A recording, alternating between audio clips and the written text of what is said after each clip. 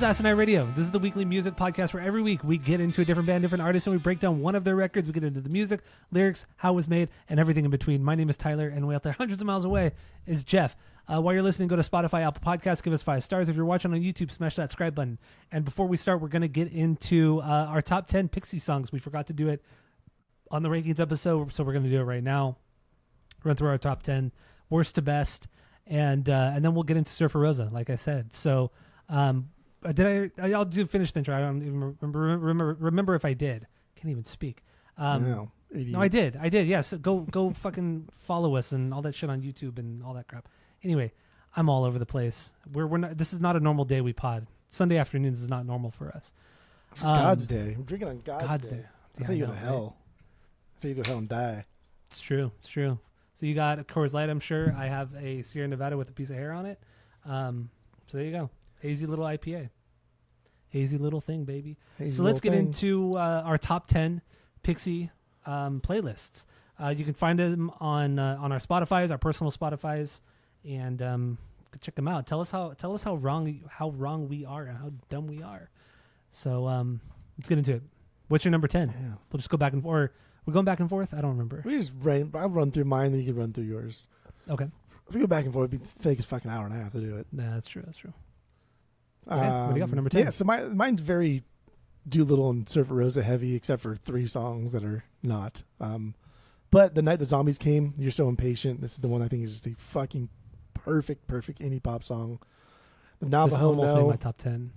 It's a good fucking song. Yeah. It's so it was good. It was the song that just got bumped out at the last second.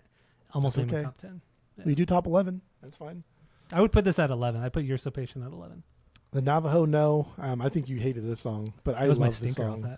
I think it's a great song. Tremblement, Poo Poo Poo Poo. Mr. Greaves. That's my 8. Something Against You from Surfer Rosa. Gouge Away Doolittle. Debaser from Doolittle. Debaser's a fucking banger, dude. Like, that's an unreal song. But like, my top 4 is Where's My Mind's number 4, Gigantics number 3, Alec Eiffel 2, and then Vamos number 1. There we go. Alec Eiffel, I can't believe that made it. Another I love that Tremblement. Tremblement. Made it. Yeah. Look at you. All right. My 10, Saint Nazaire from Beneath the Eyrie. I really like the song. And this did bump, How the fuck do you not have Debaser on here? I just don't. I think you forgot what that song sounds like. I think that's why you didn't put it on here. Possibly.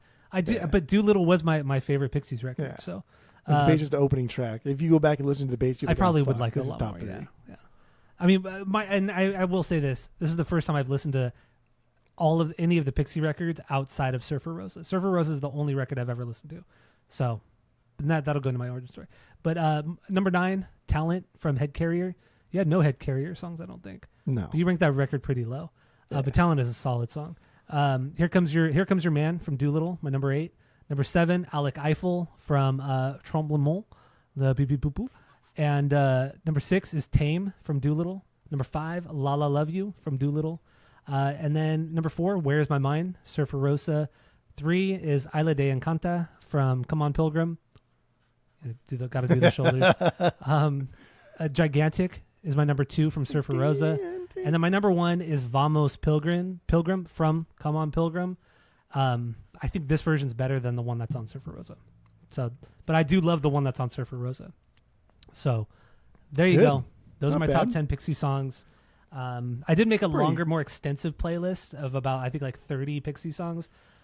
So on my Spotify profile, it says best of Pixies. That'll have like the 30 songs, but these are my top 10.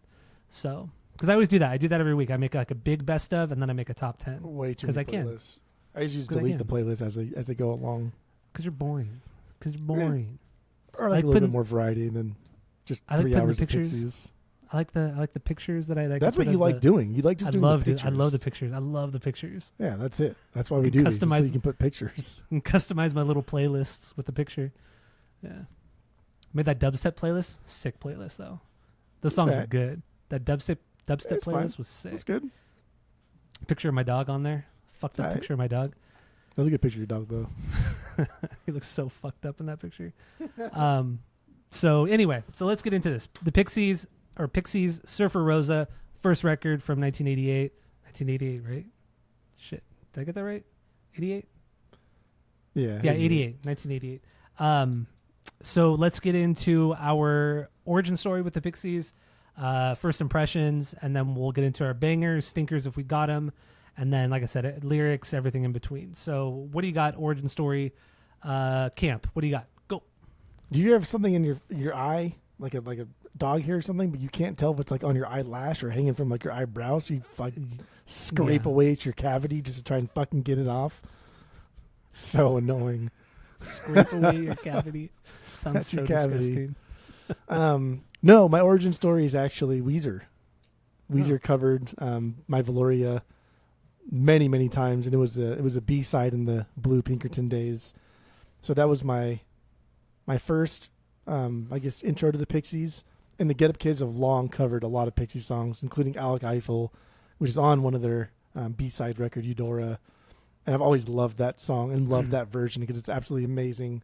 And that's why I like the Pixies song a lot, is because the Get Up Kids have covered it so many times. But I've never listened to the Pixies, right? It was just like those two songs. And then probably like in the high school era or late high school, like Surfer Rosa was cool and fun. Pretty much like when Fight Club, when we saw Fight Club, because I didn't see Fight Club when it came out, but like when we got into high school and then we ended up watching Fight Club, and it's like, oh, that's the same fucking band that like Weezer likes and Get Up Kids like. So like listening to Surfer Rosa, like, oh, that's a cool record. I like that record. But never listened to like anything else until like way later. But yeah, it was really by Valoria that Weezer covered was my first introduction to the Pixies. Nice. Yeah, my origin story is Where Is My Mind? And it's because of the Fight Club movie, because of the movie at the end. Maybe I heard a Pixies song prior to that. I just don't remember. It's the only time it's ever stuck out in my mind. I've always liked the song. I still think it's a killer song, but it never made me want to go check out Surfer Rosa or any other Pixies album. I know I've listened to other songs throughout the years. I mean, I used to work at Tower Records, and I know some of the people there used to play the Pixies, and a lot of people used to buy Pixies CDs when I worked there, but I don't remember any of it. I know I've listened to Surfer Rosa in its entirety prior to these last 2 weeks, but I mean, that was years and years and years ago. I can't even tell you the first time I listened to Surfer Rosa, but it was never enough to make me want to continuously go back. And not to say it's because it's a bad record. It's just, it's not my thing. It's just not my style. But I guess that's kind of my first impression on it too. It's not really my thing, but I get its significance. I think it's one of the most significant records of all time, this and Doolittle. But there we go. Stepping back a little bit. That's my origin story and my first impression. So kind of what's your first impression with Surfer Rosa? I mean, it makes sense, right? Like the Pixies, this is Sonic Youth, but just not as fucking obnoxious. So way better. But people love fucking Sonic Youth, and like Sonic Youth influenced the Pixies, which influenced like Nirvana, which it goes in line. But like Velvet Underground, there's Velvet Underground all over this fucking record, and all over the Pixies, and all over like the guitar playing and the way FBF sings, and like it's all over it. So and like the whole art kind of like mixing in with music makes sense too. But yeah, I do like Surfer Rosa a lot. And people who didn't listen to the rankings episode, what is FBF? Oh, well, it's Black Francis Frank Black condensed into just FBF, which would be Frank Black Frank, I guess. But FBF just sounds easier to say than PFP. It's just a dumb nickname in general. It's a dumb nickname that doesn't really make any sense, but it's just easier to say because I don't want to say Black Frank Francis. I don't want to say any of that shit. Yeah, I don't want to. Yeah, it's dumb. All right, so there you go. Origin story, and that was your first impression. So yeah, I mean, people who love the Pixies are probably going to disagree with a lot of what we say, this and that. But it's just like I said, for me, it's not really my cup of tea. And with you, it's more down your road. But I get it. It's not like your favorite thing in the world. No. But anyway, we'll try. We're gonna try. And I will say this too: the lyrics were my favorite part of this whole record. Not that the lyrics there really weren't a lot of lyrics, but what he was conveying within the small amount of words, I think was done really, really fucking well. And a lot of bands don't get this explicit and kind of wild. So I did enjoy the lyrics. Because he's a big guy that says like, "Yeah, I just wrote those afterwards." Like, they don't mean shit. I will disagree with what some people say about like a lot of the incest stuff. I think people are looking too literally at the lyrics. Way too deep into it. Well, I think too literally at the lyrics. I think it's something. We'll get into it as we get through some of these songs, but yeah, I did enjoy the lyrics a lot. Even whether or not they're throwaway or not, they're still. If it's a stream of consciousness, it kind of shows his psyche, his thoughts and his psyche. Yeah, which definitely I like. Not throwaway. But you kind of said like after the fact, it wasn't too fussed over, I guess. I mean, like the difference between like being throwaway lyrics is someone just writing bad lyrics that they don't give a shit about.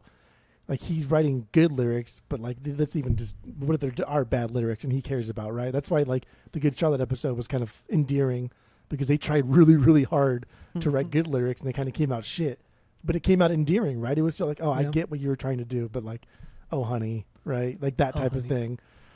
But here it's like he didn't give a fuck about these lyrics, but they still came out good.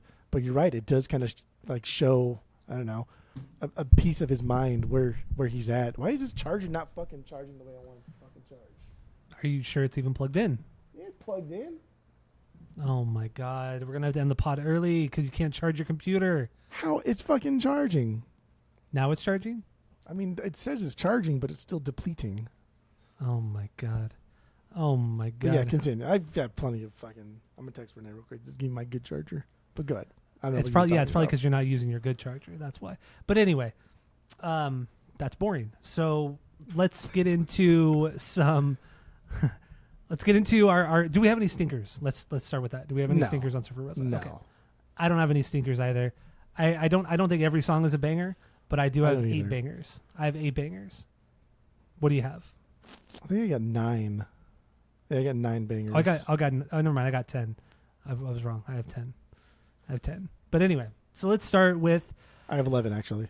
Oh my god! Don't be an idiot. I thought we were just. I know. I know. I know what you thought. I know what you thought.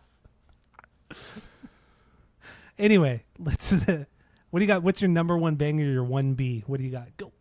I mean, like obviously, like "Where's My Mind" is going to be the one that comes to mind and makes sense. My favorite song is "Vamos," but like obviously, "Where's My Mind" is the one that I know the most, or know the most well. Know the most. Know the best. Know the best. Yeah. Know the best. Yes, that would be the right way to say it.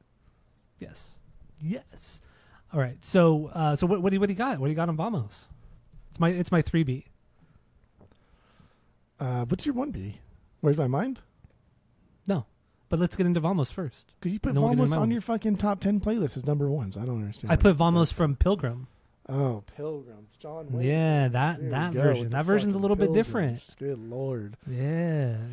Anyway, yeah, this song's fucking good, dude. It rips hard. It's like this seemingly Spanish song, but just turns into this like rock and roll kind of wild shit. And the song really is wild. There's like lead parts that sound like they're just kind of like one takes or afterthoughts or just noodling. Mm-hmm. But it's just Joey making fun of like the overindulgent guitar solos of the hair metal era and the scene from the 80s. And it's just him being kind of a dick. But like it works. And the song is fun. Especially that bridge. FBF had said that like they just like dicked around in the studio on this one, just doing random shit just to make noise and be obnoxious. And at one point turning their guitars up as high as possible and putting them really close to the amp and throwing tennis balls at the necks just to make fucking noise.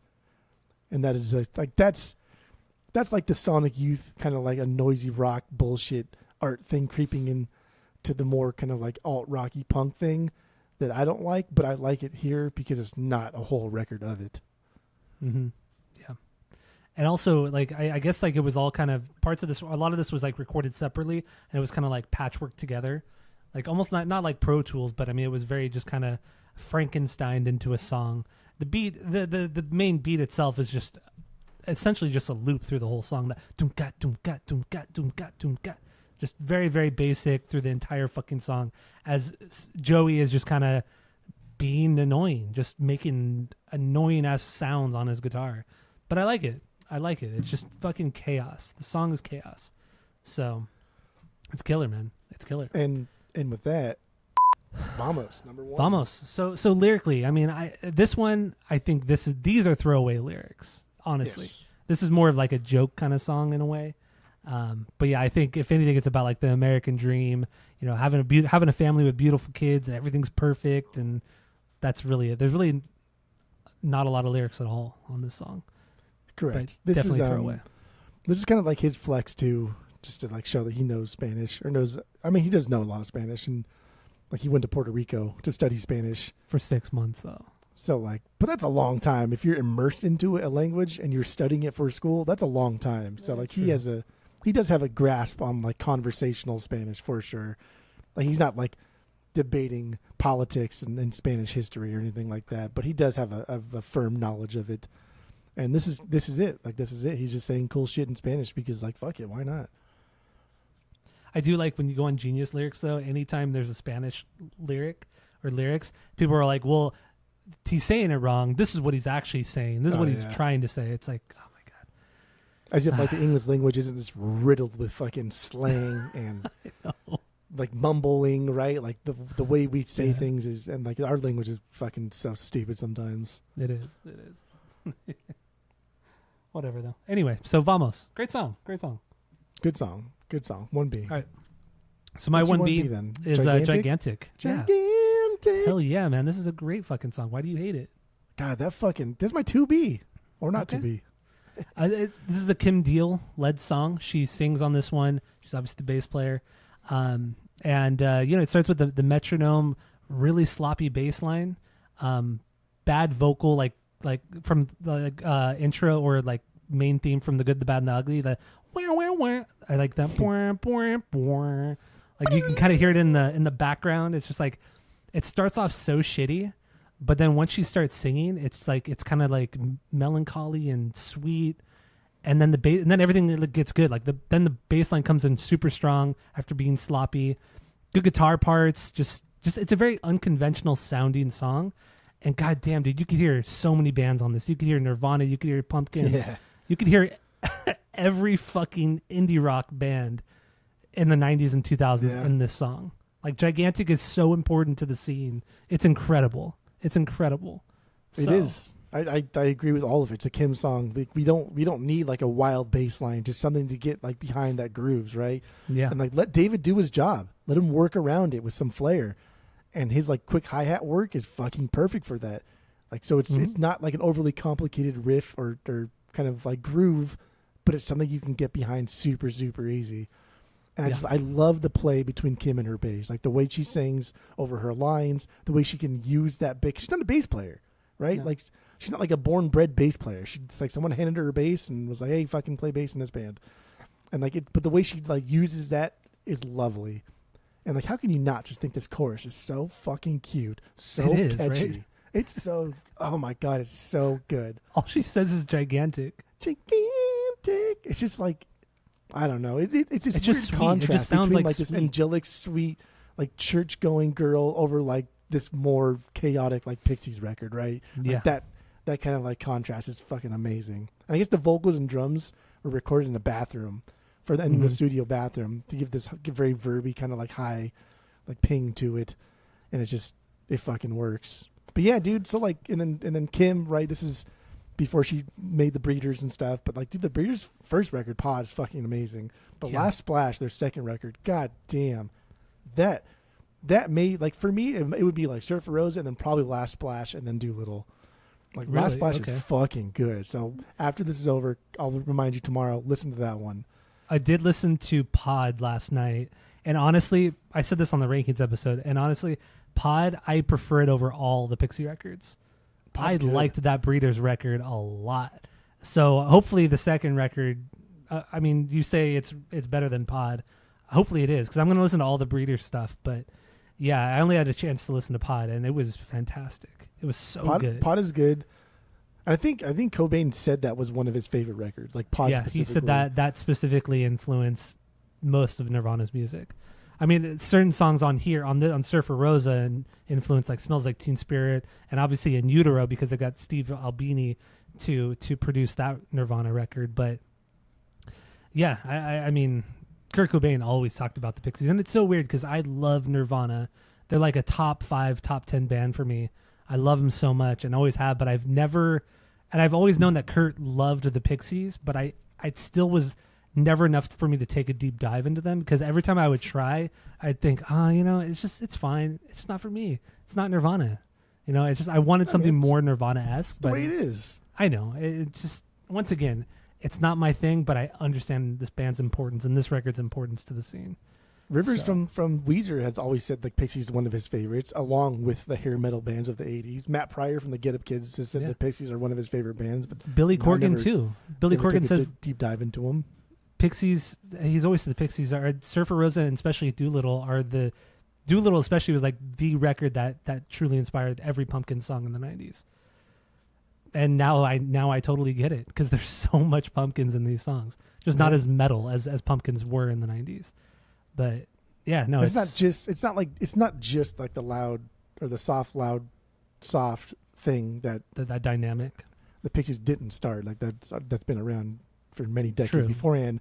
They just kind of incorporated into like mainstream pop music. Because like Sabbath, that's like loud, soft, loud. Remember that it was. Final like riff comes in, it's fucking loud as shit and crazy and wild.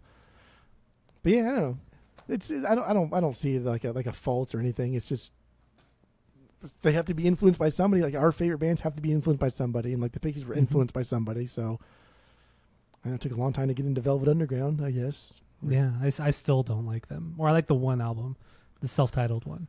But yeah, otherwise Velvet Underground are trash. And the only reason why I like the self-titled one is because Lou Reed didn't write a lot of that, or he only wrote like half of it. So thank God. Lou Reed was terrible, man. It is funny, like it is funny, like the overindulgence into like Lou Reed's songwriting capabilities, which I do think he's fucking like an amazing songwriter, but he does write a lot of things that are just like, dude, this is stupid. This is just artsy fartsy. This is for the sake of just being like, he's like the original Sonic Youth, and I just fucking can't stand Sonic Youth. Yeah, overall. I've really tried with Sonic Youth. I've tried to take a deep dive into their music. Dude, I just don't like it. It's annoying. I don't even get it. Like I don't like I get the Pixies. I get why people love them. I don't get why people like Sonic Youth at all. At all. I mean, they've so fucking weird. I don't know. Except for people who just want to be edgy. That's all it is. It's for people who want to be edgy and want to go against the grain. That's what it is. That's what Sonic Youth is. And it's annoying. People it's like who want to be edgy. The fucking guy who says like his favorite, the best song that's ever been created is a Korn song. Like, okay. Well, I mean, yeah, Korn's "Got the Life" is the greatest song ever written. Let's calm ourselves here. Okay, you're the one who started. Why'd you bring that up? I wasn't even going to say anything. I don't like Sonic Youth, but I understand like why people like it. Like the Pixies liked Sonic Youth a lot. Like fuck, man. Like female bass player, hello, Kim Gordon, Sonic Youth. Like we're trying to build another Sonic Youth here, and that's what the Pixies are. They just do it in an annoying way. Because I think I think art is annoying. I think non like auditory art or like visual art, like if it's like a play or something like that, I can see like the moves and thing. I like it, but like paintings, I don't fucking get it. It's just not my thing. I don't get it. I think it's stupid. I think ever since like music was able to be like disseminated to people, that just killed like that stationary visual art form, because it's stupid. Like I'm not gonna stare at fucking Jackson Pollock for an hour and pretend that this guy wasn't just a sloppy fuck that just dribbled on a piece of paper and now it's worth $10 million. Like, no, fuck that. It's dumb.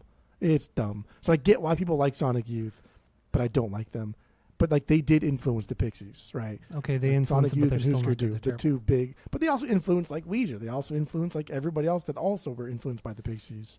Who were all teenagers who were all teenagers at the time and wanted to rebel against their parents and against society. Yeah, that's what we all do. As teenagers. We all did it, and it's all stupid. You're still doing it.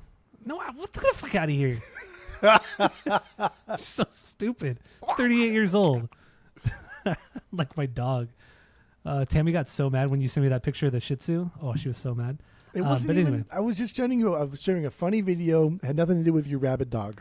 Yeah. So Jeff sent me a video of a Shih Tzu who was really angry at everything and always pissed and attacking people, attacking its owner. And Jeff sent it to me, implying that this is my dog, one of my dogs. I did not even say that at all. My dog Rupert is not like that. He is a little angry. So he's always a little pissed, but you know. So you went from not like that to a little angry and always a little pissed. So no, he's the transformation there was pretty quick. Okay. He's always a little pissed, but he's not that fucking dog who's fucking nuts. Anyway, who cares? Pixies. Let's get into this. Gigantic. Gigantic. I love dogs. Yeah, Gigantic. This is a killer song. This made my top 10 toward the top. And lyrically, Kim wrote this one. She was inspired by this movie called Crimes of the Heart, Sissy Spacek. I guess it's just I don't really know what the plot of the movie. I don't really care either, but it was inspired by that. But it's really just about having sex with a really hung black guy. Yeah. That's what the song is. Like, there's nothing deep about it or anything like that. It's just having crazy sex with a black guy with a big dick. There you go. Then fucking FBF tried to like take credit for everything and say, well, actually, this was like my master child or brainchild, and I was the one who came up with the bass line. I was one like, dude, just shut the fuck up, man. Yeah, especially like everybody already likes what you do. Like, you don't need to be a dick about everything.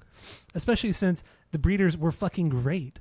You know what I mean? It's just like the Breeders. I like I said, I think Pot is a better record than everything the Pixies have done, and I think FBF was straight up jealous.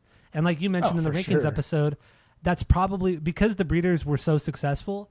That's why Kim didn't come back to the band in 2014 or 2012, whenever they reformed. Well, yeah, the Breeders are successful, and FBF's a dick. Like, why would I come back? But yeah, the two big things that like clearly, and like he's joked about it from time to time, but that and like Nirvana blowing up. And like that's my sound. I did that first. You should like me. I'm from the Pixies. Like that stuck with him for so fucking long. But then it's like, dude, all Kurt did was just like praise the Pixies, and without him saying like how much he loves the Pixies, like you wouldn't even get half of the fucking recognition you get. So fuck off. Just be licking his boots, dude. Like the three artists or bands that he would always talk about were the Pixies, the Beatles, and Eric Clapton. Like that, those were Kurt's like idols right there. Like he always fucking talked about those three, but I don't know. Yeah, FBF should be licking his boots, thanking him. His boots, 6 feet under. I think the two biggest things the two biggest breaks the Pixies ever had was Kurt Cobain and then Fight Club. Fight Club. Yeah, no, you're right. Yeah. You're right. But it's also crazy too. This their first 3 records, perfect ratings down the board. Every publication gave it 5 stars, 10 stars. A+. Like you rarely ever see that with any band.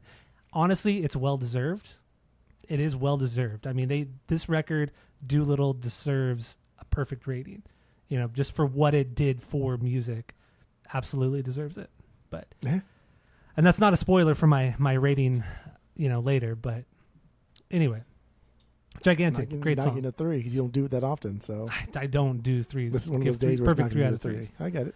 So let's get into your number 2. 2 banger, 2B. What do you got? That was my 2. Oh, it was. Yeah. Oh, okay. Where's my mind? Let's get into this. This is my 2B.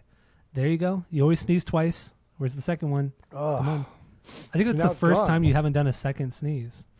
Like I can feel like all in my head and my eyeballs and my sinuses. Yeah, where's my mind? We obviously have to talk about this one. So this is their flagship song, right? This is their signature song. This is the song that will live on well past their legacy ends. This is the one song over anything else by a large margin. Although the song "Hey" is a pretty close second. "Hey" is pretty damn popular, but it's not "Where's My Mind." It's not something that band even Weezer, dude. Like Weezer on their Hella Mega tour, they were covering the song almost every single night, which is cool. It's just it is cool, right? But everybody covers this song. It's in so many fucking movies. It's become on online. It was saying that this has become kind of wrongfully used as a descriptor to see somebody kind of drifting into madness in cinema, or someone losing their mind in cinema just because the name of the title and what it kind of is about, but really it's not about anything. It's just him snorkeling and seeing a fucking fish, and that's it. I see. I have a different interpretation of the lyrics. I think it's about just having sex and just how your mind just goes blank toward the end when you're about to go, and just that's what it is. Just your mind just going completely blank, and that's it, and just the relief, and that's what the lyrics are about, I feel. But the whole fish thing when he was snorkeling, I think that's I think the only relation to that is a fish, comparing a fish to sperm. I think that's the only comparison, a fish chasing him, a fish or a sperm chasing an egg or whatever. You know what I mean? I think that's the only relation there, but I think it's just about sex, like the orgasm of sex. And there's so much sex in his lyrics. He literally talks about like this little fish that bumps into him and swims next to him. Yeah. I mean, but again, like it could be a deeper meaning, but I don't think he's just, I think he uses words. Words are like bullets. I think he uses words to like complement his music, and they just happens to be kind of cool, and it flows, and he's telling a story here. It could be deeper. I don't think he intended that. Whether or not like that's what happened is a different story, right? Like you can still write something and like, oh, I'm trying to write a song about like love, and like it comes off and I was like, what the fuck? This song is about like your mother, and like, holy shit, like I need to go to therapy because I have a problem with my mother, right? Like that kind of deeper connection thing. Mm-hmm. Like that could be what's going on here. But it really just seems like he was swimming and snorkeling and saw a fish, and it inspired all of this. I don't know. I still don't think so. I think this, once again, I think this is another instance on this record where there's a much deeper meaning and people take things too literally with his lyrics. But I think whether it's done like, you know, as a joke on his part or not, I still think there's a deeper meaning. And that's my interpretation of the small amount of lyrics on this song. I think it's just about sex and your mind going blank. And trust too, like if this guy could like pass off that he's this great songwriter, that his lyrics have been misunderstood for decades, like he would fucking do it. He'd be the first person in line to the bank of. Yeah, absolutely. Like, no, actually, like, dude, no. That's why I think that he just wrote cool songs that just happened to coincide with cool lyrics. But anyway, I do think this is their flagship song. This is their signature song. It 100%. Epitomizes their loud, quiet thing. Dude, and when you look at the songs on this record, the Spotify plays on this record, like it goes from like, I think it's like 20, like one song has 20 million plays, the next one has like 40 million plays, and then Where Is My Mind has over 1.1 billion plays. Yeah. Like it goes from 40 million to 1.1 billion streams. That's a lot. It's such a massive jump. Massive jump. I mean, that's big, dude. I get it though. I mean, just the distorted guitar, the distorted single notes, just the it's just so grating and gross. And Steve Albini just found that tone, man. He just killed that fucking tone. He loved it. He made them change instruments a lot too throughout the course of this record, and they use PV amps a lot, and he made them. I think on this one he made them take out their PV amps. It's funny too because like the Gibson SG, right? Like that's not that's more like a metal guitar. Oh, well, because it all kind of coincides. Like why I like PV a lot too in the beginning, because Rivers like PV a lot. PV. Rivers like used PV amps a lot, and he used PV guitars for like recording some parts and like early Weezer stuff when you know he's doing like the Pixies thing. And like, oh, Weezer took everything from the Pixies. Like, okay, buddy, I get it. Skip, calm down, everybody. But like that's why I like PV a lot. And so it a little just, cyberbullying dig. I like it because he's like, oh, I can't believe like no one like obviously fucking Weezer took a lot from the Pixies, bro. Like, but like Pixies didn't invent the loud quiet formula. That's not been invented. Anyway, they switched up the amps a lot here, and this one I think Albini made him use a bunch of Marshalls instead of their normal. I think Joey used a PV, and then BFB used something else. FBF used something else too. I can't remember what it was. Yeah, I know. Who cares? Skip will come in like, you know, typing away. You know, we'll get something from Skip. Well, actually, it was this specific amp and this guitar and these pedals. It was definitely like they're chasing Sorry, tones. Skip. We're just teasing. We love you. I think I don't know. He likes it. But this does epitomize our loud, quiet thing. Like it's cool. Like what makes this song so successful is like it's constant fucking tension, right? The back and forth between like the major and the minor chords. That's always fun because you can't have just something all in major because then it's like, oh, that's kind of boring. Yeah, a little bit of minor in there, but not too much. Yeah, too much, then it becomes like this entirely different animal. Yeah, a little bit of minor chord in there, then it's kind of like, that's a little bit weird. The minor scale, like in the solo and the lead parts, over major chords playing throughout, building tension. And the song wasn't even a single, right? Like, it's not even a fucking single. But it immediately took off with people. It immediately was dope, and everybody fucking loved it, like, as soon as they heard it. Yeah. Yep.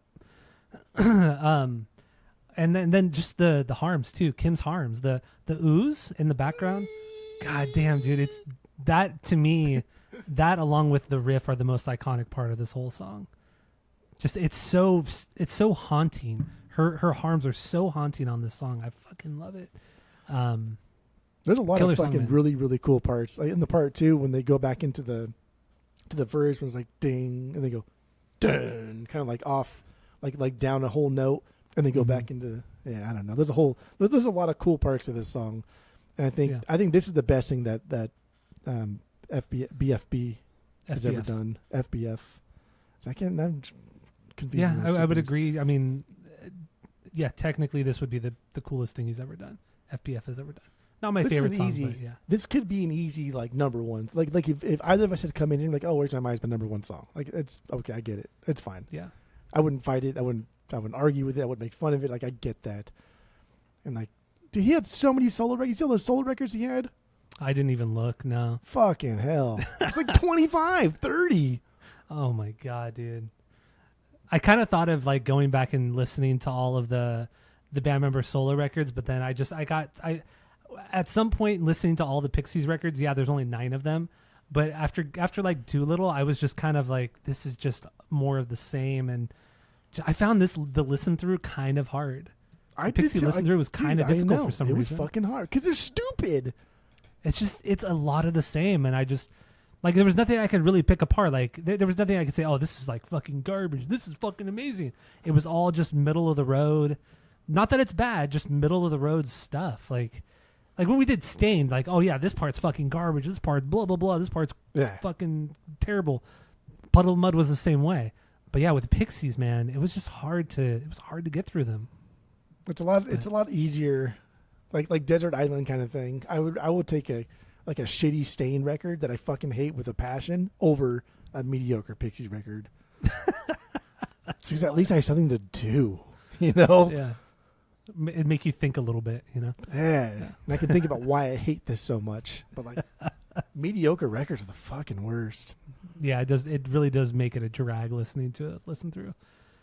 But anyway, Where's My Mind? That's my 3B, right? Yeah, my 3B. Yeah. Because we already talked about Gigantic. We talked about Vamos. No. Where's My Mind is my number 2. Sorry. 2. Yeah, 2 is Where's My Mind. Where is it for you? Vamos number 3. Where's My Mind's number 3. Okay, number 3 for me is Vamos. So we already talked about that. So let's get into your 4B, fourth banger. When did you? So you saw I assume you didn't see Fight Club in theaters because we were like 12 years old. But we in high school is when we saw it, right? Yeah, it was like maybe 8th grade, freshman year. So like 2000, 2001 when I saw it. And like that subsequently probably became like one of your favorite movies. Oh yeah, because it was just And then like that spawned you. And also, he had my name. Nobody in movies has my name. Yeah. Tyler Durden, and he's so cool. He's Brad Pitt. He's Brad Pitt. Are you kidding me? And he's so fucking cool. Nobody has my name in movies, so it was like true. Extra cool. That's for true, me. Huh? Extra cool for me. Okay, extra cool. But it matches with like the Pixies aesthetic too, because you get into Fight Club and you're like, oh, this is the greatest movie I've ever seen. And like people that are older than you or like cinephiles or whatever, they say, oh, if you like this, you should check out this. Yeah. And so like for a brief period before you get into like more like complex like cinema, Fight Club is like your top 5. Calling it cinema is so obnoxious though. What do you mean? It just sounds so pretentious when people. I just don't like when people call it cinema. That's what it is. I know it's the proper term, but film. It's been used, film. But it's become so gatekeepy and so pretentious. So is when film. People say it. Film is also really it's annoying. Movies. Cinema and film are like just the two terms that are just makes me think of like really annoying, obnoxious people. I'm sorry, people out there, people listening. That shit annoys me. That's a good song. The point was, you watch Fight Club, you think it's the best movie ever, and then you end up watching like I didn't want to say film, I get yelled at. I'm kidding. You think it's the best movie ever, and so then you get into other movies and you think, oh damn, like Fight Club's still like it's fun, it's fine, but it's not very good comparatively. Mm-hmm. And that's like listening to any band that was influenced by the Pixies, right? Or you like band X, you're like, oh, this is the best thing ever. Like, oh, you should listen to the Pixies if you like that. Like, holy fuck, like that's where I think like the Pixies come into play. But it's only their first 2 records. After that, I could give 2 shits, even though I do like Bossa Nova. I just want to talk about Fight Club and how much we liked it in high school. I'm gonna watch. Let's see if it's on. It's on Hulu, so maybe I'll watch it. I still like the movie. It's still a good movie, and I enjoy it. I haven't watched it. Fuck, man, I haven't watched it in so long. But then I also say it because my neighbor still lists that as his top 5, and I like to make fun of him for it. I almost dropped his name, but yeah, I know who you're talking about. He knows who he is. I know he knows who he is. He's the best bass player I know. Sorry, Skip. He is a great bass player. Yeah, drop his name, Phil. I don't care. I think his top 5. Man. I think his top 5 is Pulp Fiction. Not no order, just Pulp Fiction, Boondock Saints, Fight Club, and like 2 other ones. Where I was like, damn, bro, like Casablanca. No. I was like, dude, that's like the most frat boy fucking top 5 I've ever heard in my life. He's very Gen X. I mean, he is Gen X, so like he has that. Yeah, anyway, Phil's a cool guy. I like Phil a lot. And he is, an incredible bass player. Probably like the best bass player I know in in person. Personally. Yeah. I think he's the best bass player I've ever met and I know like personally. Like he's really, really fucking good. Yeah, he is good. He's incredible. He can play anything. The guy can play anything with his fingers too, not even with a pick. The guy's fucking good. He likes playing with a pick now because he's like, I can't believe like all these years I've never played with a pick, but you get such a different sound. I was like, really? You listen to Metallica, like you don't hear the difference between Jason Newsted and Cliff Burton. Like it's like night and day between those 2 bass players.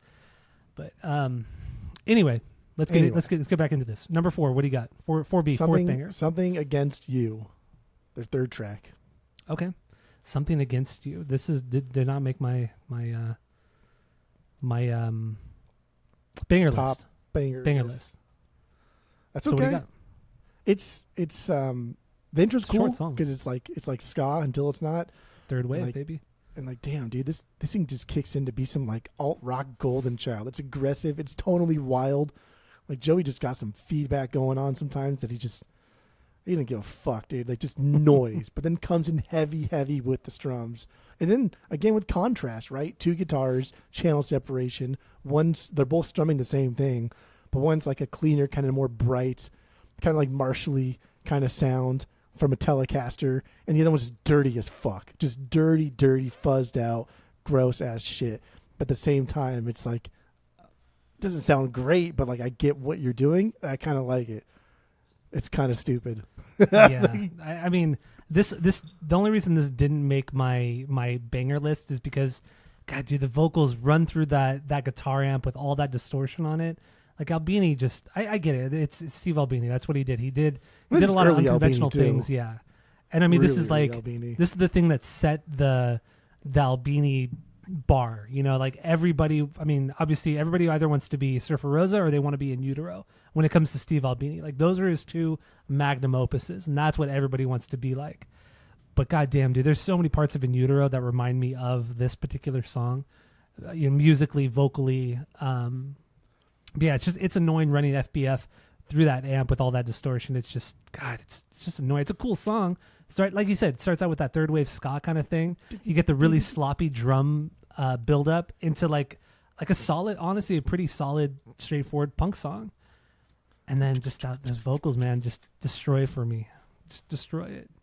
But whatever, it's a short song. It's under 2 minutes. Yeah. And I think not a lot lyrically here, but I think this is like the sister song to Where Is My Mind, and that it's just like it's about sex and just that final moment before you go. Just your mind goes blank. I feel like this and Where Is My Mind are kind of like the same song lyrically, but that's just me. That's just in the end, I can't believe how much he talks about sex in all these songs. It's just I just and for how popular this band is, like for the pop radio and everything too. I don't know. It's because cool. It's because he doesn't just say like he's some, I don't know, like 90s rapper where it's out there. Some of the things are a little bit hidden, and I think because the music is so wild sometimes, like you don't even know what the fuck he's saying, or you don't care what he's saying because you're trying to just pay attention to what's happening to the music. And they have weird part, like in Bone Machine too, like my bone's got a little machine in it. Like why? Why did you do that? Yeah. But I like that. It's so stupid. So this record is so dumb. It's so dumb. But so Do you have anything more about something against you? I don't. Yeah, there's really not much. Honestly, there's not much here. Now we're getting close to like that hour time. So I at least just want to get. Are we through. Really an hour in? Almost. Oh shit! You're right. Yeah, we're at least get through most of these songs. I have some notes for them, and some of them are fucking cool. Yeah, no, we will. No, yeah, we'll run through them pretty quick. I just wanted to mention, obviously Steve Albini produced this record, engineered it, mixed the record. They did this in 10 days. It cost $10,000. Steve only took $1,500 as payment to do this record. That's crazy. No residuals. That's always been his thing. He'd never wants royalties, no residuals, nothing He's from not these part records. Of the band. He got hired for a job. Yeah, he said that's fucked up. Yeah, I'm like he's like a contractor, like a hired contractor. Yeah. Like that's it. Like there's no more after that. And he's always criticized people, producers, and shit like that for getting residuals, royalties.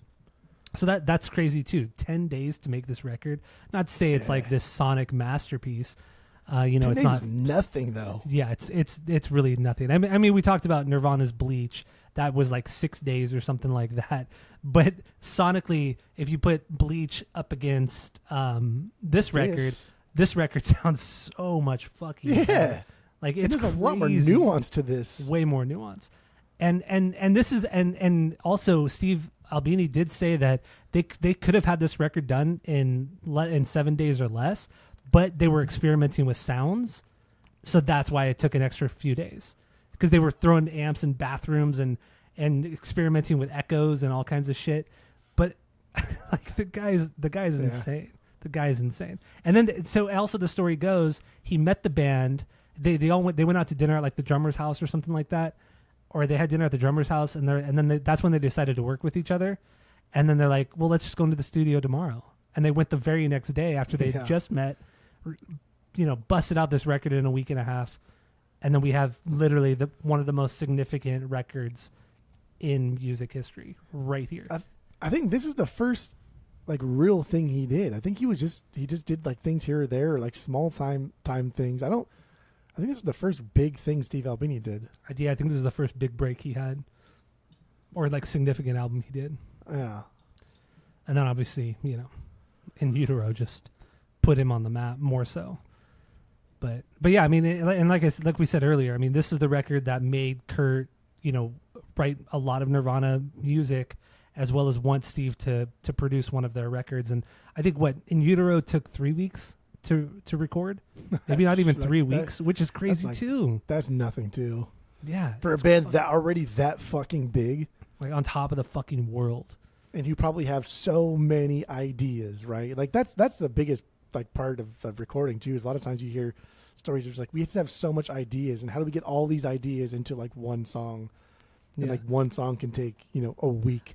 But in all fairness, some of those songs on In Utero were written years prior because Kurt was so strung out on heroin that some of those songs were old ideas, old songs, reworked for In Utero, which we talked about when we did In Utero a couple of years ago on the pod. I think it was a couple of years ago when we did that episode with Skip. Where did we do that with Skip? Did we do In Utero? Oh no, we did Bleach. We did Bleach. Did we? Yeah, we did Bleach with him last year. It was when we first started doing the video podcast, which was like a year and a half ago. We did Bleach. But we did, I think it was just you and I who did In Utero. But anyway. Don't remember that. But we did. Doesn't matter if I remember, because we did. So let's get into some more songs. Let's do this. We're almost an hour in. Let's do this. I feel like Bone Machine, like the opener, we have to talk about that. That's my AB. Okay. Is Bone Machine a banger for you? It's a 10B. Okay. Yeah, it's lower. Still a banger. Good intro. Super heavy.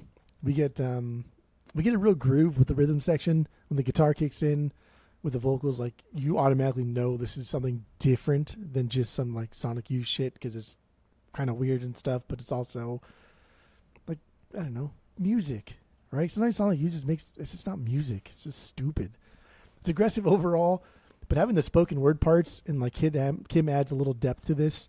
Yeah, makes it a little bit more light and airy with some real angst. But then having the chorus as them just saying like the Bones got a little machine part, and like having the channel separation, dude, that's fucking like Velvet Underground. And I always go back to them just reading like two separate poems, and the channel separation two completely different words, two completely different things at the same exact time, just to give you that fucking like, oh fuck, I don't know what to do.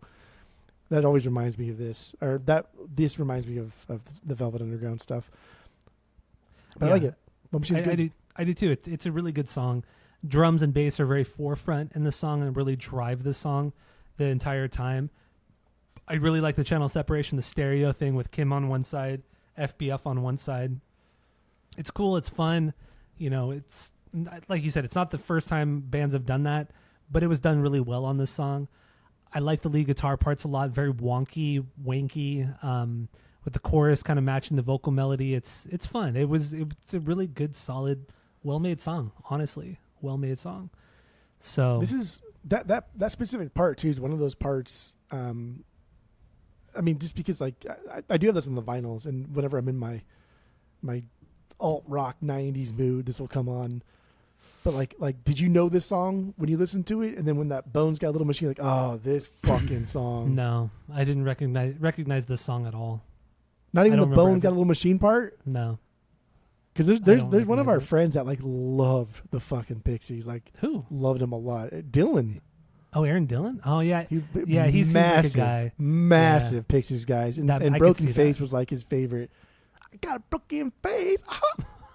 He loved that song. And every time, like, because I rarely have him. Anytime I went to his house or he would pick me up, like, this was the song that he would always pick me up on. You know, Dylan's kind of like the meticulous kind of guy that would, like, do things the same exact thing over and over just to, like, because they fuck it, whatever. He's kind of quirky and weird. But yeah, Broken Face was like his. I don't know if it was his favorite Pixie song, but he would always pick me up in his car playing that song. Like, as soon as I opened the door, it would start. Broken Face. Man, Aaron Dillon was a guy, just off topic real quick. Aaron Dillon was a guy we hung out with for about 3 years, 2.5, 3 years. And man, we would hang out with him every weekend. It was just like, he was a part of our main group. We did everything together. We went on vacations together. We just partied all the time. And then all of a sudden, man, he just gone. Literally just fell off the face of the planet, deleted all of his social media, just fucking gone. And then like 4 years later, he invited all of us to his wedding. All of a sudden, he had a girlfriend and he was getting married out in Yosemite. And you ended up not going, but me and Ryan went, and Angel went. And then our girlfriends, we all went to the wedding up in Yosemite. But yeah, it was like 5-6 years later after, you know, nobody had really talked to him for that long. Even Angel, like Angel was really close to him as well. Yeah. But even Angel hadn't talked to him for a couple years. He just kind of like moved out to the Inland Empire with his now wife and just kind of made his own life. Moved out on. There. Yeah, just man. Started over. But those like 2 years when he would just we were all so close, dude. Those are some crazy partying years. Yeah, a lot of fun, man. He was also like Angel was a really good guitar player too. But like Aaron Dillon was the best guitar player. I think like he was also a good singer too. Yeah, he was a really good singer too. He was really talented. Like in our immediate friend group, and then the outlying fingers that stretch out. He was like the best. I would agree. Yeah, he was good. Yeah, miss Aaron Dillon. I miss that guy. He was a lot of fun. Even like after the years that had passed, and we went to his wedding, we all kind of like picked up where we left off, and it was still really cool. And he was still like the same guy, the same Aaron Dillon we knew back you know in our early 20s. Like nothing had changed. But after the wedding, nobody has talked to him since. Yeah, nobody's talked to him since. It's crazy. I think that's a little bit. It's fine. Like on one hand, because David Bradley was the same way. Remember David Bradley? That way, yeah. But it's like, damn, bro, like literally nothing, right? Not even like a Facebook like or an Instagram comment here or there, or like a text. Just like, gone. Because like John will text us every now and then about like playing band. I don't know if you remember in high school when John made fun of us because we played band. Yeah. Like he didn't know how to articulate like, are you going to go jam or practice or whatever? He said, are you going to go play band? Play band. And like he just thought that was so fucking week. funny. Yeah, group chat last week. Violent Femmes. Yeah. It's like even like John will reach out from time to time. Like Dylan was just nothing, just cold fucking turkey completely. Yeah. And I always think that's a little bit aggressive, right? It is. Like we don't have to hang out every fucking day or talk every day, but maybe a text once a year is just let me know like you're still alive type of thing. Yeah. Especially if you have no social media presence. Remind me to tell you something about Pat after this. You'll enjoy it. So, but it'll be after the pod. Yeah. But anyway, enough reminiscing. Yeah. Enough of this. But like anyway, Pixies. Aaron Dillon loved the Pixies. That's why this all started. But let's get back to the record. We miss you, Aaron. If you ever listen to this, we miss you. We miss you. If you ever find this when you're searching on Spotify or Apple Music, if you ever see this or on YouTube, we miss you. We miss you, Aaron. I might just text him. I still have a number that I think is his number. I still have a number too. I don't know if it's still for him, but anyway, we miss you, Aaron. So let's get back into this. Do we have Bone Machine? Lyrically, this song this is like about his girlfriend who cheats on him all the time. He doesn't really do anything about it. He just kind of accepts it, lets it happen. Very kind of like a very cuck thing. You know, the whole cuck thing wasn't really a thing in the late 80s, or at least I don't think it was. But so. It's talked about a lot more nowadays. But it's a very like cuck kind of song. It's weird. It's not weird, but it's very much I don't know. Anyway, that's what this song is about, I feel. Bone Machine. Good. But anyway, let's move on to a different song. What do you got next? I mean, the only other song that I really did want to talk about, but we kind of just already touched upon, that was Broken Face. And I just want to talk about Aaron Dillon. But we did it. But Broken Face is cool. My 7B. Okay. Broken Face is my 4B. So I love it. I like the falsetto vocals. It's so stupid. It's so silly. Got a broken face. Obviously, I'm not singing as high, but dude, so I love it. When you listen to it this week, did that song bring up any memories at all, or no? I feel like I know this song, but I couldn't place it anywhere. But I know I've heard this song a bunch of times. But it also reminded me a little bit of Paper Face from Weezer, the Weezer B-side. Paper Face. But I think it's only because Face, is in the title. Fuck, dude, Paper Face is such a good song. That's a great Weezer song. It's a great Weezer song. So like you may have like subconscious nostalgia with this because like all of the parties, right? When like we just leave the iPod out and everyone just goes through it and fucking changes the song every 20 seconds for the course of 7-hour party. Yeah. This was always one that played at every single one of the parties. If Aaron Dillon was at the party, this fucking played. If Kevin or Brian or Angel were there, this fucking song played. This is just a stupid song that everybody liked because it was so dumb. Yeah, it's certainly hit something when I've listened to it over the last couple of weeks. But yeah, I was never able to place it at all. Also, this song is very White Stripes, very Jack White. Dude, Jack White took so much from the Pixies. It's fucking crazy how much he took from this fucking band. Yeah. But in all the best ways. Like, I'm not like saying he's a ripoff of the Pixies, but he just very inspired by them. But that's what I hear on this one. Super fuzzed out guitars. I think it's a killer song. Falsetto vocals. But yeah, it's like really dark humor lyrically. It's about shooting yourself in the face and just blowing his brains out, and that's really what the song is about. There's like this whole incestual thing like in the first verse, but I think that's more throwaway as like him just kind of being kind of like out of his mind because he's about to kill himself, and he just kind of says something that doesn't really that's nonsensical, and then he blows his brains out, and then that's what it is. And then you add the contrast of the falsetto vocals with such dark lyrics. I think it's a great contrast, and I think it was fantastic. So Broken Face was it's a killer song, man. I really like it. Good. Lyrically, musically, I like this song a lot. It's solid. So anyway, once again, I like the lyrics a lot on this record. This song and that Turbo Negro song, like all my friends dead. That was really big in our friend group for a minute. Yeah, I do remember that, but also because of like Viva La Bam. That song would always play in Viva La Bam. That's a good song though. That Turbo Negro song. Anyway, let's move on. Another song? Yeah. No, we'll go Cactus isn't a banger of mine. It's one of my okay songs. Yeah. More straightforward alt rock song. They spell their name in here. They spell Pixies in that little break part. Yeah. And I just wanted to say that I do love when bands spell things. That's like my favorite thing. So weird. I don't. You don't or you do? I guess we'll never know. Skip brought it up in the Discord. Did he? So now I'm not going to say, yeah. But that was for him. That was a little jab, a little nod. Okay. But that's it, really. Everything else is either like a low B for me or a non-B or something I don't have nostalgia for, or like, yeah, it's fine. Cool. Yeah, Cactus was pretty low. Tony's theme didn't really care for that much. The last song, what's the last song? Brick is Red. Oh, Brick is Red. Brick is Red. Just didn't really care for that. What was another good Joey one? song? Just fucking straight noodling throughout the whole thing. Yeah. Oh My Golly was actually really good. big drums, big heavy tom hits. Then it drops into like the punk. Yeah, it's a punk song. Great use of the acoustic guitar and the lead guitar parts. Great harms. This is a really good song. Has some outlaw country kind of Spanish inspired stuff thrown in there. Kind of a little bit of a throwback to the Pilgrim mini LP.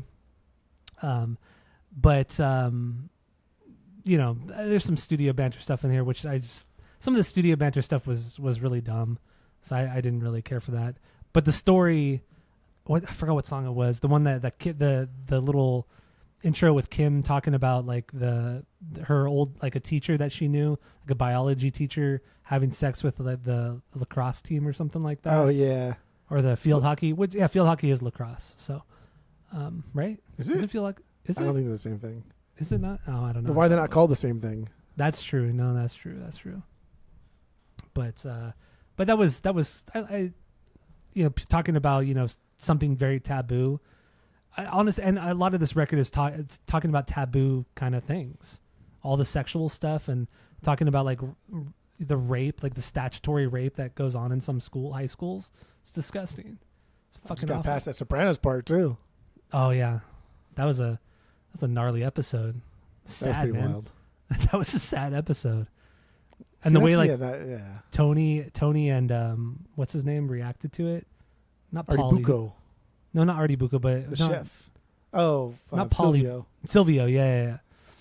Man, that's a good episode. God, I want to go watch. They all have kids on the same team, and even Artie Bucco, who's not even a mobster. I want to fucking kill him. Yeah. It's like that. I don't know. That was a cool episode because you did see Tony like think initially like I'm gonna kill him, and then I was like, well, if you kill him, like now that girl has no father. He's like, well, you shouldn't have fucking father anyway. And he's like, well, it's gonna cause more problems if you just kill him. And let the police do it. No, Artie Bucco is the one that says telling the dude to leave it alone because his wife is the one that tells him like, "What are you, a mobster now? Like, don't fucking you can't just kill people like that." I kind of like his wife. I kind of like Artie's wife. She's like she's sane. She's the only sensible one. Yeah, she's the only sensible one. Yeah. But that's cool too because even like that, like she's really truly like the only sane person on the show. But all she does is nag. So they wrote her character to be like the most sane person. But oh, dude, going back into like the delivery is the message, right? So like that's why I posted that thing is it's the artist or philosopher or writer or whatever. He says like the delivery is the message to where like the way you deliver information is how you will perceive that information type of thing. Yeah. And that's a good example of that. Is like even though she's sane, the way she gives you that sanity is annoying, so you write her off. Even though you should be listening to her, you write her off because like she's just fucking annoying. Like, god damn, bro, that's so good. I just thought of that right now, dude. That's good. One thing about her character is when they hire her and Artie to cater whatever party that they're having at the house, the Sopranos are having at their house, and then Camilla looks at her and she with her hand she just goes like this. And Tammy does that. Despises her, dude. And dude. The tension and how much she fucking hates Camilla for doing that. Tammy does that all the time now. She always looks at me and she goes like this. Does that with her hand. The way Carmela does it is just she's such a bitch for doing it like that. Yeah. Because it's supposed to be a friend thing. Like she's supposed to be helping. They're supposed to be helping each other. But like no, she just turned into like her servant. Yeah. So disrespectful. Love that. Dude, the best part though is when Artie throws the gabagool thing of the fucking meat at Tony's face. Yeah. And like you could tell, like Tony really likes this guy. Like he thinks like that's his best friend. That's truly his best friend. Because anybody else throws fucking meat at Tony Soprano like that, dead. They'd be fucking dead. You're dead. But then they get into a food fight and it's cute to watch Tony. And then I remember Carmela peeks at him a little bit. And she's like, oh, dude, the tragedy that is the Sopranos, this classic like Shakespearean tragedy that is the Sopranos is fucking brilliant. I mean, you and I talked about it before we started recording. Sopranos is probably the greatest show ever made.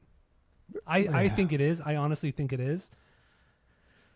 Man, it's something else, man. I really want to rewatch it. I'll convince Tammy to watch it again. Good. So, but anyway, let's wrap up the Pixies here. We're obviously done with the Pixies. So I know we're talking about the Sopranos. We're talking about the fucking Sopranos over here, which I'm fine with. That's totally fine with me. But and I know friend of the pod, Skip, he's watching. I think for the first time, right? He's never watched it before. I think his significant other is watching it for the first time, but I think he's seen it before. Okay. I think he likes it. Yeah. I won't say anything because I fucked up. Actually, I know he likes. I know he likes that. I know he likes The Wire.